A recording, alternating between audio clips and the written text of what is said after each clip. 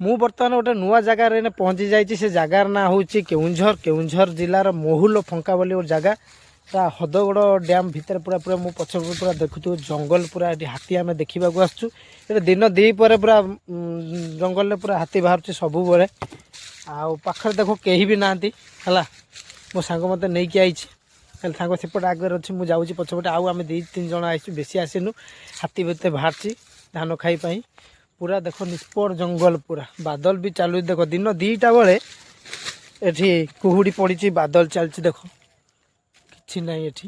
ଆଉ ଯିବୁ, ଆପଣମାନଙ୍କୁ ଦରକାର ହେବ ଯଦି ହାତୀ ଦେଖେଇ ପାରୁ କି ନ ଦେଖେଇ ପାରୁ, ଆଗେ ଜୀବନ ଆଗେ ବଞ୍ଚିବା ଆଗ ଦରକାର ହେଲା। ଆମେ ବୁଲିକି ଆସିଛୁ, ବୁଲିକି ଯିବୁ।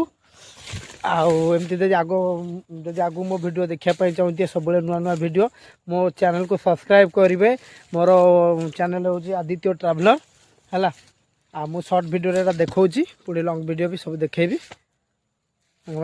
ନମସ୍କାର। ନୂଆ ବର୍ଷରେ ନୂଆ ଭିଡ଼ିଓ ଦେଖନ୍ତୁ, ଏନ୍ଜୟ କରନ୍ତୁ ଏବଂ ନୂଆ ଟାଇପ୍ର ସବୁ ଅନୁଭବ କରନ୍ତୁ। ନମସ୍କାର।